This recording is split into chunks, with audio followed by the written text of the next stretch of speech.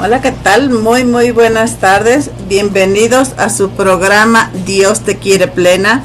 En esta plataforma Creciendo Contigo Mujer, la radio católica online para la mujer. Porque ser mujer es un privilegio. Porque en tu vientre se gesta la vida. Porque eres luz que ilumina a quienes tienes a tu alrededor.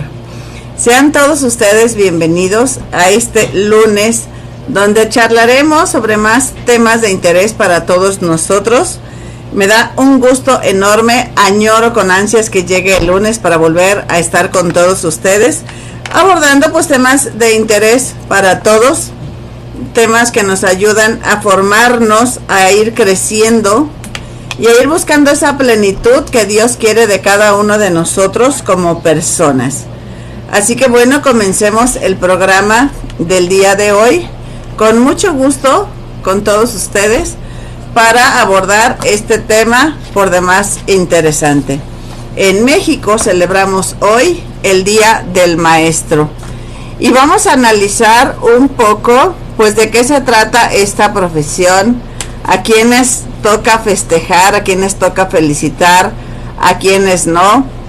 Y bueno, vamos a ver también un poco o un mucho sobre lo que nos toca a nosotros como papás, como jefes de familia, respecto de esta situación, ¿no? De esta condición de ser maestros, de enseñar, de instruir a nuestros hijos. El título que puse al programa de hoy es Maestros y Profesores, juntos para formar. ¿Quiénes son maestros? ¿Quiénes son profesores? ¿Cuál es el rol que nos corresponde? El magisterio de la Iglesia nos dice que los padres, los papás de familia, somos los primeros y principales educadores de nuestros hijos. Somos educadores por ser padres. Así de sencillo, ¿sí? Somos educadores por ser padres. Somos sus primeros maestros de socialización en la casa, en la familia, porque ahí es su primer espacio de convivencia, donde aprendemos a tratar con más personas, donde aprendemos qué es formar parte de una sociedad, de una comunidad, donde hay personas diferentes, con roles diferentes, con responsabilidades distintas, que bueno, en esa convivencia que se da en la casa, pues vamos aprendiendo cómo solucionar las situaciones a las que nos enfrentamos, las cuestiones cotidianas que nos van a ir llevando a lo largo de toda nuestra vida, y ahí las vamos a ir aprendiendo. En los tiempos de Jesús, pues no había escuelas como tal. La Sagrada Escritura nos habla de los discípulos de Moisés, de los discípulos de Jesús. La forma en que aprendían en aquellos días era precisamente siendo discípulo, este discipulado. ¿Y a qué se refiere? El discípulo aprendía de su maestro por vivir con él, o aprendía al vivir con él. Sí, no tenían escuelas, no había salones. La forma en que aprendían era el convivir, el vivir con, y esto es muy importante que nosotros lo reconozcamos, porque esto implica que nuestros hijos aprenden mucho, o aprenden todo de lo que nos ven hacer en casa, más de lo que nosotros decimos o más de lo que ven en la escuela, de lo que ven en otros ambientes.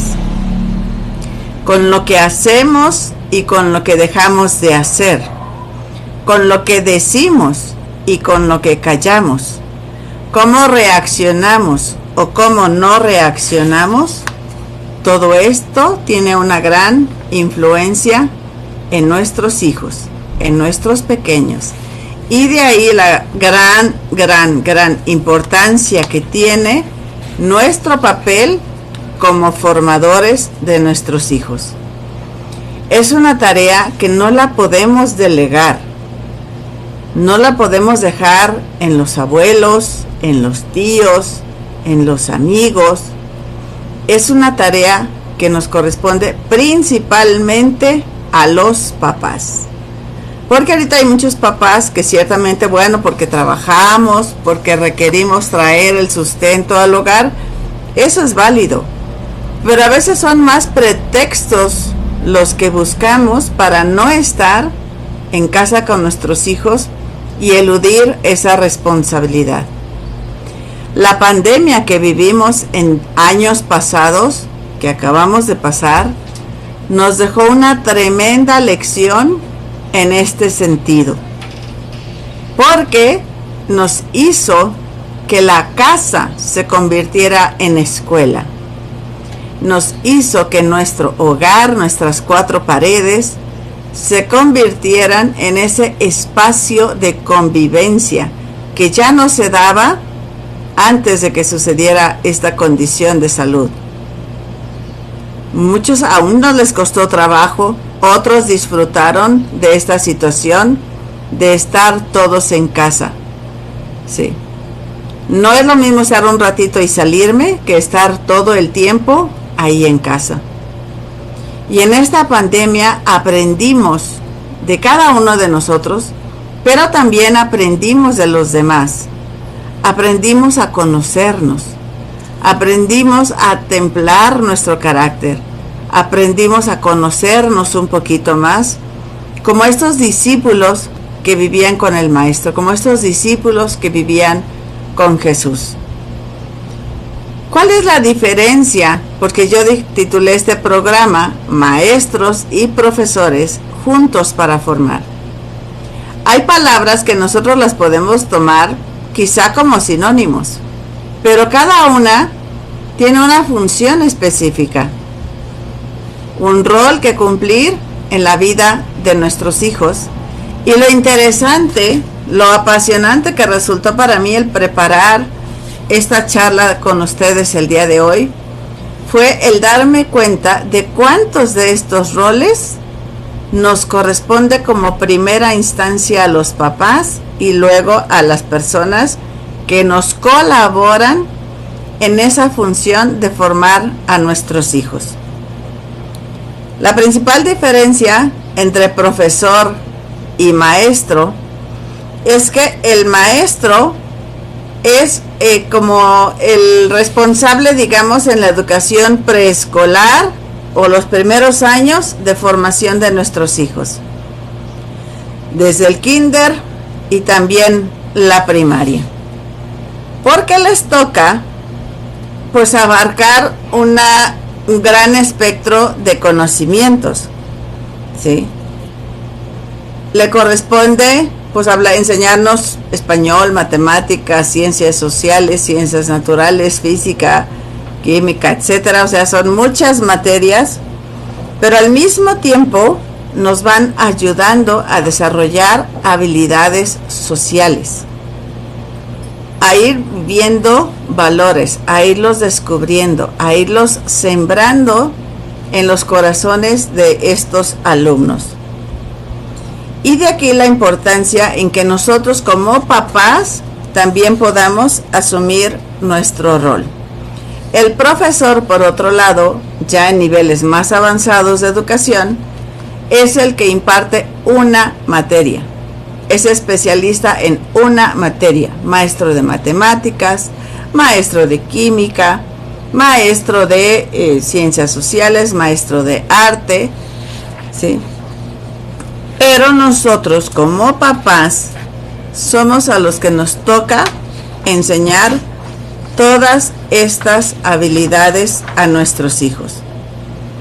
El maestro o profesor, decíamos, maestro es el que está en la educación básica, y luego después tenemos al profesor, que es el que enseña alguna materia en niveles ya más avanzados en la formación de nuestros hijos. Otro término que también se utiliza, ¿sí?, es el del catedrático. El catedrático es un especialista que domina un área en particular. O sea, es tal cual que nos da una cátedra, que nos da un conocimiento más amplio, más profundo sobre el tema particular en el que se especializa. El trabajo del maestro, aparte de enseñar, decía, en la educación básica, primaria, kinder, implica también el acompañamiento y la formación de los alumnos en esos primeros años de vida. Es relevante que, sumando al título de educación, pues tenga también preparación en psicología infantil y en pedagogía, porque no es solo enseñarles, sino ayudarles también a que puedan aprender de mejor manera, a que puedan aprender de una forma más sencilla los niños, y según también la forma de aprendizaje de cada uno de los niños, porque no todos aprenden al mismo ritmo, no todos aprenden de la misma forma. Hay quienes aprenden más a través del oído, escuchando al profesor, escuchando canciones, escuchando alguna explicación. Hay quienes retienen más a través de la vista, de leer, de ver las imágenes, de descubrir, de leer, sí. Hay quienes aprenden más o captan más el mensaje a través de tocar, de experimentar, de conocer, de vivir esa experiencia, ¿no? Entonces es importante que nosotros busquemos la forma en que nuestros pequeños, cada uno, porque no es decir, todos mis hijos son así, todos mis hijos aprenden de esta forma. Cada uno de nuestros hijos es distinto. Cada uno de tus alumnos aprende de manera distinta, a través de canales diferentes. Y por eso depende que cada uno de nosotros les ofrezcamos estas ayudas para que puedan ellos aprender, asumir más este conocimiento, absorber el conocimiento a través de esa vía que para ellos se les facilita mucho más. ¿Y qué implica el poder nosotros descubrir esto? Pues conocerlos, dedicar tiempo a conocerlos, a saber cuál es su forma favorita en que ellos aprenden, para nosotros poder, en el caso de cada uno, pues a lo mejor a uno le vamos a traer audiolibros, a lo mejor a otro aprende más si lo llevamos al zoológico y que pueda ver las diferentes especies de animales, que los pueda tocar, que los pueda experimentar, vivenciar él mismo. Sí. Y esto, pues como decía, implica tiempo para que nosotros los conozcamos. Sí. El que es un profesor, ese pues debe tener como estudios o más profundización en su área de especialización. Necesita también, o sea, no solo conocer de matemáticas, sino conocer o saber cómo enseñar las matemáticas, cómo hacerlas divertidas, cómo hacer que los muchachos se interesen. Porque me ha tocado darme cuenta que sobre todo en primaria, en secundaria, los chamacos no le hallan una utilidad real a eso de las matemáticas. Cuando ven los quebrados, cuando ven las fracciones, y a nosotros como papás quizá nos toca como experimentar o vivenciar o aplicar esos conocimientos que ellos van adquiriendo en la escuela. ¿Y cómo hacerlo? A ver, si tenemos una pizza y vamos a comer 4 personas, 5 personas, 6 personas, ¿cómo le vamos a hacer para dividir o estas 10 naranjas entre las personas que estamos aquí en casa? Sí. ¿Cómo le vamos a hacer? Entonces, si los empiezas tú a involucrar en esas decisiones de la vida diaria, pues va a ser más fácil que ellos se apasionen o le encuentren el gusto a los que están aprendiendo en la escuela. ¿Sí? El profesor tiene que saber entonces sobre su área específica en que enseña, pero también tener habilidades pedagógicas para poder enseñar a sus alumnos de la mejor manera. Hoy hay diferentes herramientas distintas a las que conocíamos nosotros. Quizá aprendimos con rotafolios, con láminas, con pizarrones de tiza, pizarrones de gis, ese pizarrón verde que estaba pintado, y el maestro con una tiza o gis blanco o de colores pues enseñaba, ¿sí? O utilizaban algunos pósters, algunas láminas que los profesores tenían que ir a comprar, o la escuela se los proporcionaba, o nos mandaban a la papelería a comprar una lámina de tal tema, del sistema digestivo, del sistema óseo, del sistema tal, ¿sí? Y era la forma en que nosotros íbamos aprendiendo en la escuela, ¿no? De estos profesores. Decíamos que el catedrático, pues este término se utiliza como más ya a nivel universitario, que además de conocer de su área de expertise, pues también ha realizado alguna investigación sobre el tema, sobre la disciplina que en particular él domina. Y entonces nos ofrece un conocimiento más profundo, un conocimiento como más sustentado sobre su materia, sobre el conocimiento que él adquiere, sobre el que él es el especialista, ¿sí? Y el trabajo de un catedrático pues no es propiamente el dirigir un grupo, el dar una clase, el estar al frente de un salón, de un grupo de muchachos, sino el de divulgar el conocimiento, el seguir profundizando en el tema en particular, pero al mismo tiempo ir compartiendo en diferentes foros pues esto lo relacionado a su tema de expertise. Y obviamente un catedrático pues tiene que tener en su acervo, en su preparación, en su formación, pues debe de tener también estas herramientas de investigación. Y esta vez es pues mucho más fácil, ¿no? Si hacemos esta comparativa que hacíamos de cuando, al menos yo, estudiamos, pues a nosotros nos tocaba ir a la biblioteca, nos tocaba llegar a un fichero donde estaban por títulos, por alfabeto, o los libros o los temas de los que nosotros queríamos investigar, y ahí nos decía, mira, en el librero 5, en el estante número 3, en el tal, ahí vas a encontrar un libro que aborda este tema.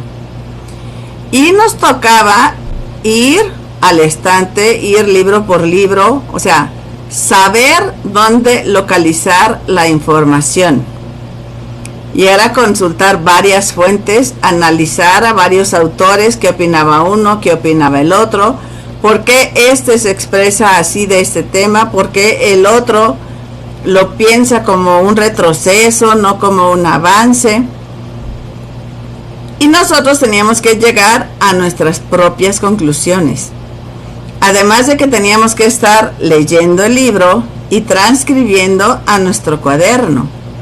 No como ahora que hacen el copy-paste los muchachos, que nada más googlean, quieren que les aparezca la información tal cual, sin el menor esfuerzo mental para dar con la información que nosotros nos tardábamos más tiempo en localizar. Y además era de que, si está el libro en la biblioteca, pero alguien lo pidió prestado, entonces no está disponible ahorita, tengo que volver en 3, 4, 5 días. O si yo fui la persona que me llevé el libro, pues tengo que regresarlo responsablemente cuando me comprometí. Y entonces era aprovechar en mi casa el tiempo en que tengo ese material disponible para mí, para poder aprovechar y después regresarlo en su oportunidad. Sí. Nos tocaba desarrollar esa habilidad de encontrar la información, analizarla y después poderla resumir y plasmar en nuestro cuaderno, en nuestra investigación, en lo que el maestro nos pedía. Ya cuando mis hijos estaban pequeños, que les tocaban algunas tareas así, renegaban tremendamente. En las casas antes teníamos enciclopedias, esas colecciones generalmente de 12 tomos que hablaban sobre temas muy variados, muy universales, o había otras enciclopedias como más específicas, pero siempre teníamos fuentes a donde recurrir para aprender y desarrollar esa habilidad analítica que ahora siento que les falta a muchos alumnos, a muchos niños, a muchos jóvenes. Otro de los roles en la educación es el rol del instructor. El instructor no es necesariamente un especialista en educación, pero sí domina la ejecución de una metodología o función específica. Están capacitados no solo con conocimientos relacionados con la técnica que enseñan, sino con las habilidades para transmitirla y asistir en su práctica. En este caso, yo como instructora de planificación natural familiar, implica que debo estar preparada en el área que yo estoy compartiendo, en cómo funciona la reproducción, la procreación, cuáles son estos criterios, cómo se puede administrar, reconocer esta fertilidad y poder enseñarles a los matrimonios, a las mujeres, a las personas en general, cuál es esta metodología y cómo podemos aplicar este conocimiento. Sí, eso es ser un instructor, el tener conocimiento sobre alguna situación, enseñar la herramienta y ayudar a las personas a que tengan la aplicación de estos conocimientos. Y el otro rol que nos mencionan también es el rol de un mentor. Un mentor no es necesariamente una persona que imparte materias en una escuela. Su trabajo no es solamente transmitir conocimientos, sino trabajar con toda la periferia de actividades que afianzan el aprendizaje. O sea, es ayudar al muchacho, acompañar al muchacho para que vaya adquiriendo este conocimiento, para que sepa investigar, para que sepa dónde consultar, para que acuda a esas fuentes de la información, ¿sí? Y no solo te transmito el conocimiento, sino que trabajo junto contigo para que tú obtengas el resultado que esperas. Además de compartir estos conocimientos técnicos, quien hace el rol de mentor le toca escuchar, aconsejar, inspirar, retar y apoyar al aprendiz en su jornada educativa. Repito las cualidades del mentor, porque también vamos a ver en un momento más cómo se relaciona esto con el papel de nosotros como padres.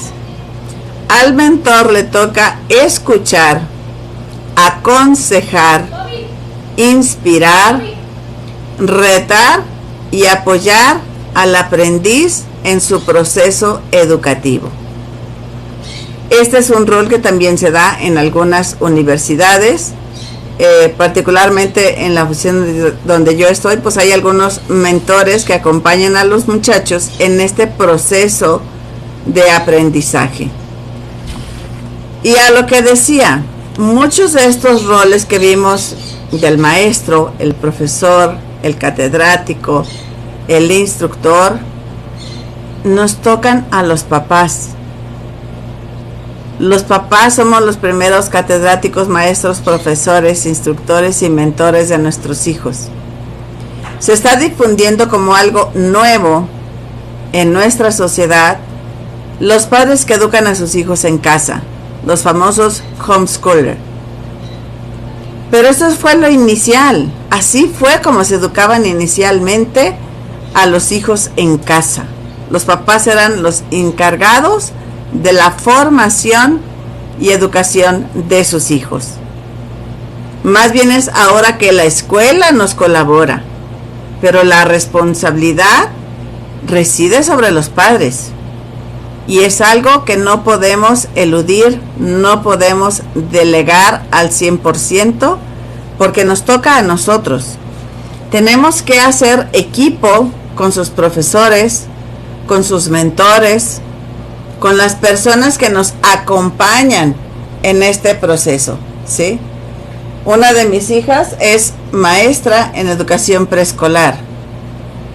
Y ahorita que preparando la guía del programa o compartiendo pues el tema que estoy abordando aquí con ustedes, ella me decía, es que es importantísimo entender la función tan vital que tienen los papás en la formación de sus hijos en esos primeros años.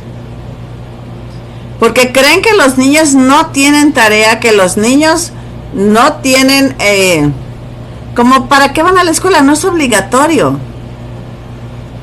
Es obligatorio si no te dedicas tú en casa a formarles esas habilidades sociales. Si son hijos únicos, ¿dónde van a aprender a convivir? ¿Dónde van a aprender a tratar a personas con otro tipo de carácter, con otro tipo de temperamento? ¿Cómo van a poder adquirir esas herramientas que después les van a ser útiles para poder escribir, para poder sumar, para poder simple y sencillamente caminar, agarrar una pelota, botarla, poder saltar? Cuando mis hijos estaban en esa etapa de preescolar, de maternal, yo aprendí demasiado de sus formadoras, de sus maestras, porque nos decían, papás, les toca enseñarles esto a sus hijos. En sus primeros años, la principal actividad de los niños es jugar, no es perder tiempo. El hecho de que tú, como papá, te involucres a jugar con tu hijo, no tienes idea de todo lo que estás sembrando en su corazón. Porque no es solo enseñarle o perder el tiempo con él. Le estás enseñando destrezas que le van a servir en su vida futura. Si tu hijo no gateó, no va a poder tener habilidad para la lectoescritura. Si tu hijo no gateó, no desarrolló ciertas neuronas que le ayudarán en un futuro a poder tener esta habilidad de analizar, de discutir y de concluir cosas. Es un tiempo vital en el desarrollo de tu hijo. Ese primer año en el que él empieza a agarrar las cosas, entiende, esta es mi mano, este es mi ojo, estoy viendo el juguete que quiero, y a través de mi cerebro mando a mi mano que agarre la sonaja, que agarre el juguete que yo quiero. No le ayudas a tu hijo cuando le das todo en la mano. Es enseñarlo, ¿cómo nos enseñaron a gatear, no? La sonaja, el juguete que te gusta, te lo ponen a 2 metros. Y entonces hace el esfuerzo de alcanzarlo, hace el esfuerzo de conquistar lo que tú estás buscando, lo que tú anhelas, lo que te da placer. Sí. Es importantísimo el desarrollar en los hijos en esta edad preescolar la motricidad fina y la motricidad gruesa. Son un montón de habilidades que ellos tienen que adquirir. Desde aquel entonces, cuando la primera de mis hijas entró a maternal, me dijeron, mira, en tu casa, en el área donde tiendes la ropa, si no tienes secadora, pon un tendedero, un hilo, en la parte más baja, a la altura de tu hijo, y que él sea el encargado de tender todas las piezas pequeñas de ropa. ¿Y qué es las piezas pequeñas de ropa? Pues los calcetines, las pantaletas, los choninos, la ropa interior, de manera que él vaya adquiriendo la destreza con la pinza, con su mano, de ir abriendo y cerrando, que eso le va a ayudar enormemente en su vida futura. El hecho de tocar arroz, de tocar la tierra, de hacer bolitas de papel, aprender a cortar, aprender a trazar, el saber brincar en un pie, el brincar en ambos pies, toda la cuestión de lateralidad, izquierda, derecha, al frente, atrás, cuestiones del espacio, ¿sí? Al frente, atrás, a un lado, arriba, enfrente, este, oeste, norte, sur. Todo eso les va a ayudar en su desarrollo cognitivo. Pero también es importante la sensibilización. Y con esto no me refiero a decir, pues que lloren, que se rían, sino que sepan ser sensible ante las situaciones de los demás, ante lo que los demás están viviendo, y al mismo tiempo, o partiendo de darle valor a los sentimientos y validando los sentimientos que ellos mismos experimentan. Porque si se sienten fracasados por una tarea de la escuela que no lograron completar, y se sienten frustrados porque tú lo hiciste llegar tarde a la escuela, los llevaste hasta el recreo, y los compañeros en las primeras horas ya completaron una tarea, tu hijo se siente frustrado. Y no es de que tú llegas envalentonado con la maestra y le digas, pues mira, como yo te pago, me lo recibes a la hora que te lo traiga. No, porque eso va en perjuicio de tu hijo. Él va a llegar y va a ver que los otros ya terminaron una plana, ya terminaron un dibujo, y yo ni siquiera lo he empezado. Y entonces eso lo hace sentirse mal. Y si llega en la tarde a tu casa, cuando vas por él y te dice, mamá, me sentí mal porque mis amigos terminaron el trabajo y yo no lo terminé, no invalidemos sus sentimientos. Ay, ni es para tanto, hombre, un trabajo cualquiera lo hace. Mamá, es que mis amigos no me hablan, se enojaron conmigo, tuve que comer solo en el recreo. Ay, ni es para tanto, hombre, y además qué bueno, para que no te quiten tu lonche. No podemos invalidar sus sentimientos, porque después menos se van a abrir con nosotros para contarnos cómo se sienten, para contarnos qué les frustra o qué les anima, ¿sí? Fíjate, mamá, que vino un maestro y se puso a tocar la flauta y se me hizo que suena tan bonito, y a mí me gustaría aprender a tocar flauta. Ay, eso es perder tiempo, hijo. Eso cualquiera lo hace. Ahí están molestos estar oyendo la flauta. Ni sueñes que vas a hacer eso. Y a lo mejor estamos frustrando esos sueños que él tiene de adquirir la habilidad de tocar la flauta, de dominar un instrumento musical. Sí. No frenemos sus aprendizajes futuros. No les demos por flojera. Ay, no, es que tenerlo que llevar a tales horas. Ay, no, qué lata. Yo mejor me lo quedo en casa, y ahí, aunque esté todo burro, pero que aquí se quede, que me deje en paz, ¿no? En el kinder, en el preescolar, adquieren ellos habilidades para reconocer sus emociones, para saber qué estoy sintiendo en este momento, para saber qué debo hacer si me siento así, o qué puedo hacer cuando me siento de tal otra forma. Sí. El desarrollo cognitivo es vital. Yo entendí hasta después, cuando en la primaria nos dejaban hacer esas tareas, esas manualidades famosas, ¿no? De bordar, de coser, de pegar, de construir. Yo recuerdo una de las tareas que más nos encomendaban y yo no le veía ninguna utilidad. Decía, ¿y eso para qué? Si queda todo feo. Y ahora hay gente que se dedica a hacer eso, ¿no?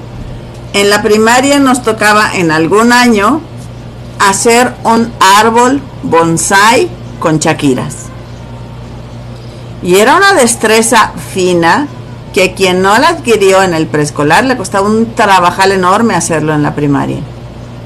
Y era con un pequeño hilo metálico muy finito, ensartar 5 o 6 chaquiras, darles vuelta después y formar una hojita. y insertar otras 5 o 6 y formar segunda hojita y así ir formando las ramas y después con varias ramas irlas uniendo a un alambre más grueso con una cinta especial que pegaba y daba un color a esa manualidad, ¿no? Y uno dice, ¿y esto como para qué? Y así como que a mi mamá le estorba, no combina con la decoración de la casa, ¿dónde lo va a poner? Eso nos ayuda a adquirir estas destrezas. En este desarrollo cognitivo, sienta las bases para después aprender a contar, para después aprender a otras cosas. O sea, si voy haciendo de 5 en 5, ocupo 5 para cada hojita, y cada rama tiene que llevar 10 hojas, entonces grupitos de cuántas chaquiras necesito ir haciendo para saber que me está quedando completo mi trabajo y que me está quedando bien. Sí. Todo eso se va asociando con estas habilidades sociales. Y esto también se va relacionando con lo que vivimos en casa. Porque los niños en la escuela, cuando hacen problemas de matemáticas, a ver, si un niño va a la tienda y compra 5 guayabas y luego llega a su casa y son tantos, lo ven en la escuela y así como, ¿y esto qué? Pero si tú en tu vida ordinaria aplicas esos conocimientos, decía mi hija que una mamá le decía, oye, ¿y tu hijo sabe distinguir los colores, sabe distinguir las formas? Sí, claro que sí, toda la tarde le pongo una tablet, ahí se la aprendo, lo dejo solo y él aprende ahí los colores. Pero ¿qué pasa si te pones tú con tu hijo a convivir y le dices, hijo, ¿de qué color son las manzanas que compramos el domingo? Ah, pues hay rojas, pero también hay amarillas, también hay verdes. ¿De qué color son las bananas? ¿De qué color son los plátanos? Ah, pues son amarillos. ¿Y de qué color es la sandía? ¿Y qué pesa más, esta caja de galletas o pesa más el bote de yogur? O sea, si le vamos dando a ellos motivos para aplicar realmente el conocimiento que están adquiriendo, entonces le van a hallar el gusto y van a entender el por qué después al leer el problema o el planteamiento de la operación en el cuaderno, le van a hallar esa aplicación. Yo con mis hijos acostumbraba mucho cuando vamos al súper, a ver, si este envase de cereal que trae 435 gramos nos cuesta 40 pesos, pero este que trae 600 nos cuesta 80 pesos, ¿cuál nos conviene más comprar? Y entonces hacer la famosa regla de 3 para ver si nos conviene más el envase de 800 o el envase de 435. Y de esta forma ellos van buscando esa aplicabilidad. O a ver, si tenemos tantas piezas de pan, somos tantas personas, ¿cómo lo vamos a distribuir equitativamente? Porque si le preguntamos a alguien que le guste mucho el pan, va a decir, son 3 para mí, y mira, de esta otra pieza, ahí pártansela en 6 y les alcanza bien. Al cabo no tienen tanta hambre, ¿no? Tenemos que ir buscando esa aplicabilidad de lo que aprenden en la escuela en la vida diaria, o en la vida diaria aplicar lo que van razonando en su escuela. Hay algo que es muy claro: los niños en la escuela revelan la situación que viven en su casa, no en plan de chisme, no en plan de queja, pero sí como un espejo. ¿Cuántos maestros hay que se dan cuenta que es necesario intervenir en esa familia, en esa casa, porque los niños están siendo víctimas de situaciones de violencia, de situaciones de agresividad, de situaciones de faltas de atención? El niño que se está durmiendo, que tiene mucho sueño, que no puede contestar, y a la hora que la maestra le pregunta, maestra, es que tengo mucha hambre, es que desde ayer en la mañana no como nada. ¿Cómo que no has comido nada? Es que mi mamá llega hasta en la noche y mi hermanito de 10 años pues no preparó nada de comida y yo tengo mucha hambre, maestra. Y entonces te das cuenta de situaciones que están viviendo ellos, que no son favorables. Y cuando la pandemia, yo supe de muchos maestros que tenían esa angustia tremenda, porque a través de la cámara no podían hacer nada por la familia de ese pequeño, por la familia de ese alumno. Solo veían el niño con cara de angustia y volteaba para un lado, volteaba para el otro, quería apagar la cámara o quería poner en silencio, ¿no? Cuando le tocaba participar y se oían los gritos de los papás acá atrás. Y el maestro no podía, así como, oye, pues voy a tu casa y hablo con tus papás, ¿no? Los maestros tienen una gran influencia en estos niños. Y a veces ocupan un lugar preponderante en su corazón. Porque si ese apoyo no lo tengo en mi casa, pues en la escuela yo me refugio en mi maestro. O hay, por ejemplo, niños que el papá no está, la mamá sola se encarga de la familia, y en su profesor ven esa figura masculina donde ellos sienten el refugio, donde ellos sienten el cariño, donde los puede ayudar a buscar pues ese apoyo, ¿no? Aquí quiero hacer referencia al decir escuela, maestros, papás y alumnos, tenemos que ayudarnos mutuamente, ¿sí? No se trata de restar la autoridad de nadie, porque luego los papás, ay, es que tu maestro no sabe, es que mira, te encargó esto. No, ni lo hagas. Ay, sí, déjalo. No, es que tu maestro no sabe, es un tonto. O profesores que restan la autoridad de los papás, ¿no? No, es que tú tienes que cumplir con la tarea. O es que no le hace que tu mamá no te deje, tú agarras el celular y me completas la tarea. No tenemos que restar la autoridad en el otro. O papás que vienen y regañan a los maestros y aún delante de sus hijos. Es que ¿por qué les deja tanta tarea? Es que la tarde es para descansar y yo no voy a hacer su trabajo allá en mi casa. Usted aquí enséñale y deje que en la casa yo mande. Ah, ok, le dice la maestra, ¿no? Entonces usted forme a su hijo. Usted enséñale a ser respetuoso para que no tenga yo que hacer aquí en la escuela el trabajo que a usted le toca hacer en casa. Tenemos que compartir la responsabilidad, tenemos que compartir los esfuerzos y tenemos que compartir las estrategias, ¿sí? Tenemos que ver cómo le vamos a hacer para lograr que fulanito haga esto y no echarnos las culpas unos a otros. Con mis hijos pasó cuando estaban pequeños que las maestras decían, oye, los niños se están volviendo muy violentos, están muy agresivos en clase. Y así no eran. Y no es algo que nosotros permitamos o estemos fomentando aquí en el salón. Y hablaban con los papás y no, claro que no. En mi casa jamás vivimos situaciones de violencia. En mi casa seguro no están aprendiendo eso. A ustedes saber qué hagan para solucionar esto. Y platicando con otros papás, resulta que habían ido a una fiesta infantil donde esos niños que eran el problema, pues habían visto un espectáculo donde eran los superhéroes y luchaban entre ellos, y entonces los enanos, queriendo imitar lo que habían visto en esa piñata, pues entonces actuaban conforme a lo que vieron, ¿sí? No es decir, en mi casa jamás pasa esto, sino el decir, a ver, yo asumo mi responsabilidad de lo que está pasando en mi casa y usted, profesor, va a asumir la responsabilidad de lo que pasa en la escuela. Y aquí es importante buscar un equilibrio, porque no se trata solamente de decir, a ver, para ver de quién es la culpa, ¿cuántas horas pasa tu hijo en tu casa? ¿Y cuántas horas pasa en la escuela? Porque aunque sean 4, 5 horas las que pasa en la escuela y el resto del día en la casa, no es solamente que esté de las puertas de la casa hacia adentro. ¿Qué tipo de atención está recibiendo?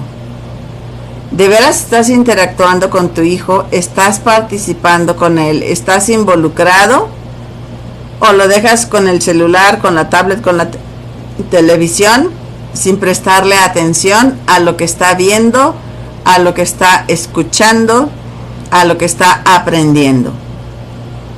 A mí me preocupa sobremanera la inmensa cantidad de niños, y sobre todo su edad, cada vez más pequeños, que están involucrados en videos de TikTok con contenido sexual. Ellos no saben lo que están haciendo, pero esos pasos, esas poses, no son para niños de su edad, ni para grandes, son asquerosas incluso para los grandes, pero peor aún para los pequeños.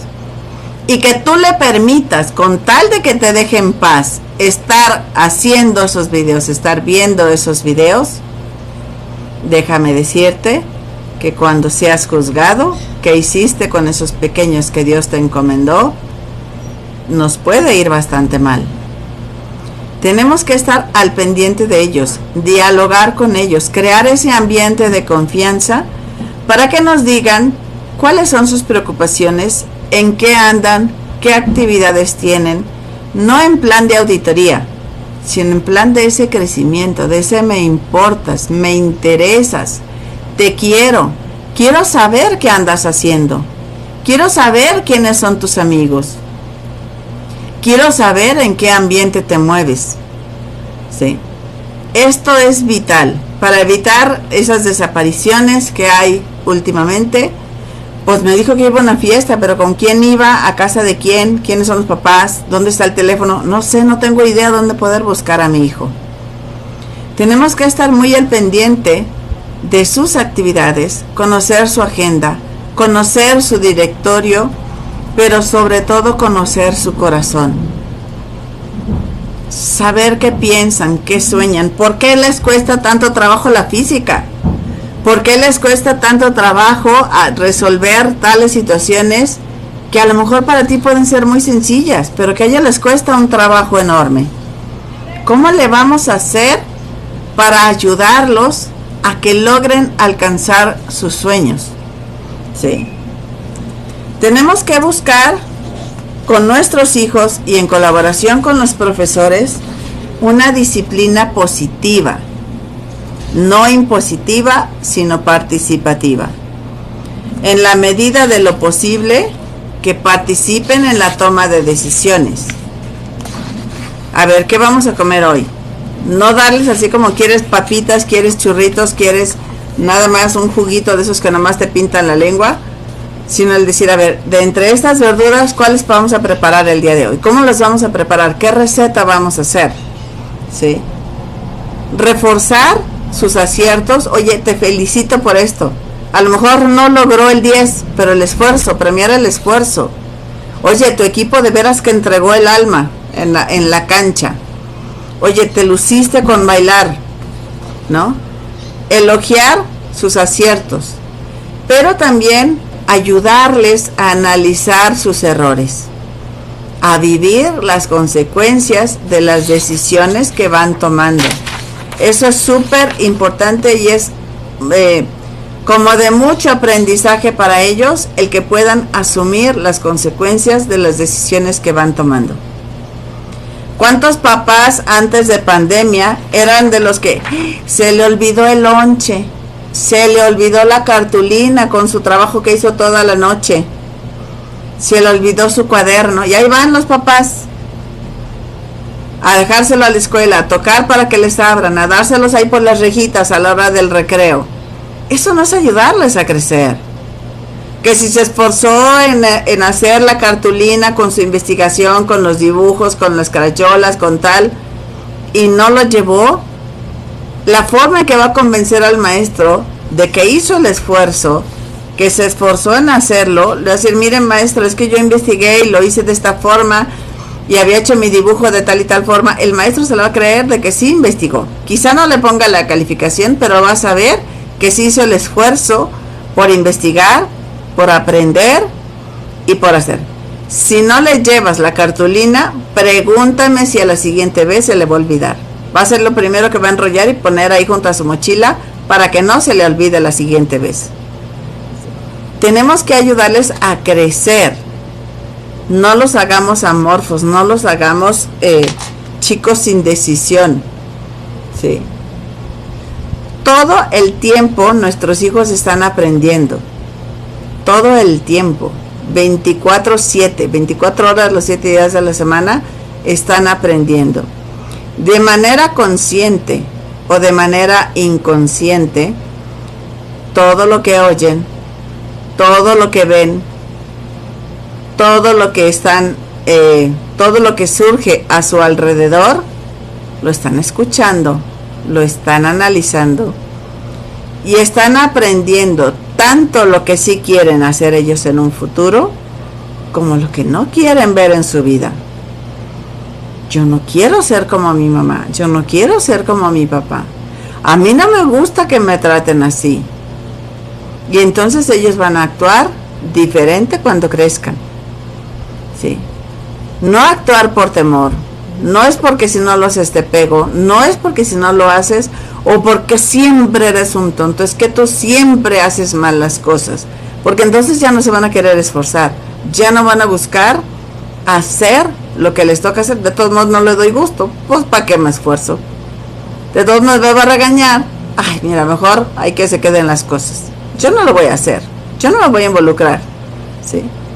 Tenemos que cuidar mucho todo eso. Si estoy diciendo que somos los primeros y principales educadores, ¿cómo les vamos a inculcar el orden en sus cosas? Pues teniendo nosotros orden en las nuestras. Si le decimos, oye, pon tu mochila en su lugar, no llegues y la avientes en la sala, pues tu papá no llegues y avientes el portafolio, tu mamá no avientes la bolsa en el primer sillón de la casa, porque entonces tu hijo va a decir, pues ¿para qué me dices que yo mi mochila si tú tiras aquí tu bolsa? Si les enseñamos a ser ordenados, si les queremos enseñar a ser organizados, pues nos toca ponernos las pilas nosotros también a irnos perfeccionando. Papás perfectos no hay, hijos perfectos no hay. Pero si estamos en esa búsqueda de ser mejores cada día, pues vamos a lograr cambios importantes. El fin de semana, este que acaba de pasar, en donde trabaja una de mis hijas, hicieron un evento familiar. Y consistía en, primero, nos pusieron una película, que era la de los Mitchell. Se los voy a recomendar, luego les pongo el enlace, y es de una familia que la chica va a entrar a la universidad, está quinceañera, y entonces ella tiene todo un sueño de alejarse de su familia porque son muy ordinarios, porque el papá tiene tal debilidad, la mamá tiene tal debilidad, y resulta que el papá, cuando ella ya tenía su boleto de avión para irse, pues resulta que no tenía con quién. Bueno, ella tenía el boleto de avión, perdón, y el papá lo que hizo fue canceló el boleto y nos vamos a ir todos por carretera, ¿no? Un viaje hermosísimo en familia, dijo el papá, y la muchacha era así como, ay, yo no quiero, ¿no? Y toda la aventura que pasan en ese viaje los hizo valorar que esas imperfecciones era lo que los hacía perfectos, ¿sí? Y así podemos analizar cada una de nuestras familias. Al final hicimos un análisis de cuáles son nuestras fortalezas de cada uno en la familia y qué tanto cada uno de nosotros aporta para esa familia, ¿no? Para crecer como familia. Y quiero cerrar el programa con algunas frases. Nos dice, en la familia es donde los niños echan raíces sólidas para crecer y posteriormente echarse a volar. A ver, espérame, ¿cómo? Primero echan raíces para luego echarse a volar. Pues no tienes que cortar las raíces para poder extender las alas. ¿Cómo es esto? Sí. En la casa, en la familia se nos transmiten esos valores y principios con los que después nos vamos a gobernar, con los que después nos vamos a manejar, ¿sí? Vamos a echar esas raíces para poder después manifestarlas en los demás. Y fíjense esta frase tan trascendente, y con esa casi vamos a ir cerrando. La mayor parte de las cosas que uno valora, teme, desea o desprecia, las ha aprendido en la familia. La mayor parte de las cosas que uno valora, teme, desea o desprecia, las aprende en la familia. Sí. Es importante entonces entender la importancia de nosotros formar a nuestros hijos.